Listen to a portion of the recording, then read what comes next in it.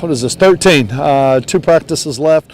Came out here in shorts to try and get some things polished up after the scrimmage. I think it's been a really productive spring when you look at what we've been trying to get done, and some guys have really started to take a step up and do some really positive things and made a lot of strides and improvement during the course of the spring. And so after the scrimmage, we just wanted to come out here and get some little things cleaned up, and so we can come out here and have a really good practice on Wednesday, and then hopefully have a really positive spring game on Saturday. And so it was good today. But anytime you put them out here in shorts and you get a beautiful day like this with a lot of cloud cover and about 65-degree weather, it's absolutely perfect out here. So great attitude, love the way we're working, and we got a lot of little things done today, which we needed to after the scrimmage. When you looked at the scrimmage on tape, what stood out the most to you? Well, the thing when you have these scrimmages, especially in the spring, it's hard to put it all together. I mean, we've got 5 defensive ends that'll be practicing with us in the fall that aren't here right now, and so it's really hard to put the big picture together.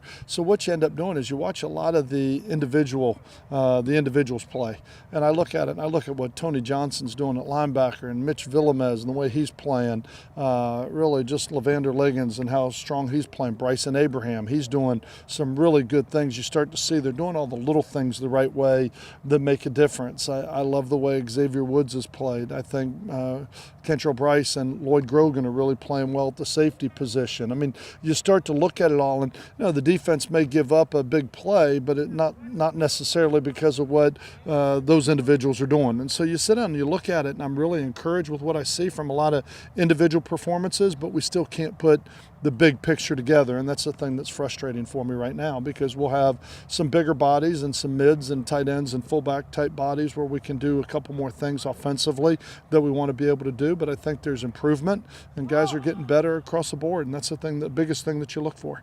You talked about the depth, the lack of depth this spring.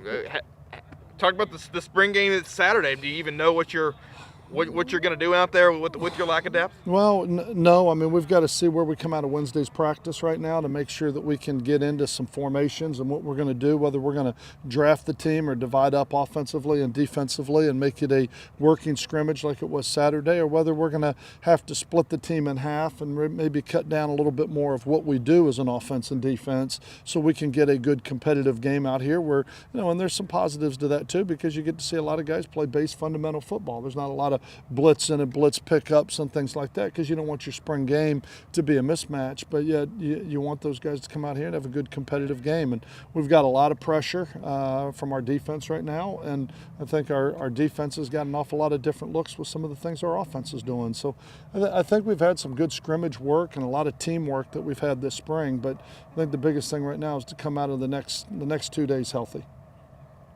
Which sophomores have taken the biggest step so far from last year? Sophomores to be juniors or freshmen to be sophomores? I think Xavier Woods is a guy that really stands out to me because he continues to progress and continues to come. A lot of those other guys that we talked about on defense, when you talk about Tony and Villamez and Liggins and Bryson Abraham and Lloyd Grogan, and a lot of those guys, well, Grogan's a sophomore as well, and I think he's doing some good things, but the rest of those guys are pretty much upperclassmen. And just trying to go through who would be some of the other sophomores. You've got, I think, the Ryan Higgins at quarterback has gotten better every single day, every week. Is coming along. Trent Taylor is really establishing himself right now as an inside presence as a wide receiver with some of the things that he's doing. I was trying to think who the other sophomores are. I think of them more by position than I do sophomores, but I think a couple of those guys are really doing some good things, and they're understanding it and they're really picking it up. But we've said this before. I mean, your freshmen and your sophomores, they're going to make mistakes. They're going to make mistakes, and they're going to grow up, and they're going to continue to develop. But it's your juniors and your seniors that you normally win with on a consistent basis. Guys that have been in the program for a couple years, that understand the workload and what it takes and the physical toll that it takes on your body, and doing all the little things that it takes to win. But right now we do have a couple guys that played last year as freshmen that I think are stepping in and doing some nice things. For the second consecutive year in a row, you have to replace 3 offensive linemen. Yeah. Talk about that a little bit, please. Well, a year ago it was 4, so I feel good. We only had 3 this year. A year ago it was 4. It's hard. I mean, it's hard to replace that many. And it's, when you talk about you'd like to be playing with upperclassmen, guys that have been here. But right now, when you look at this program, and it has been a big junior college program, and so a lot of those guys, as they're stepping out, we're trying to replace them with some of the younger players stepping in and some high school players. And I would imagine there's going to be a number of high school players that are coming in this class that are going to have an opportunity to get into the 2 deep. And so it just kind of makes it hard because you don't have a lot of those guys that have been in your program that long. But I think it's definitely a challenge. There's some guys that are really stepping up. I think Mitchell Bell has had an outstanding spring at right tackle.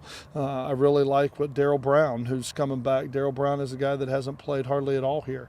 And some of the things that he's doing right now, I really like the way that he's playing and the way that he's coming along and trying to break in 3 new centers again, not having went into last year without having a center that had taken a snap, and we got the same thing this year, having 3 centers that I think all have some talent when you start looking at Brunson, Wixon, and Manning, but none of them have taken a snap in a game, and you worry about that because the snaps are kind of a big deal.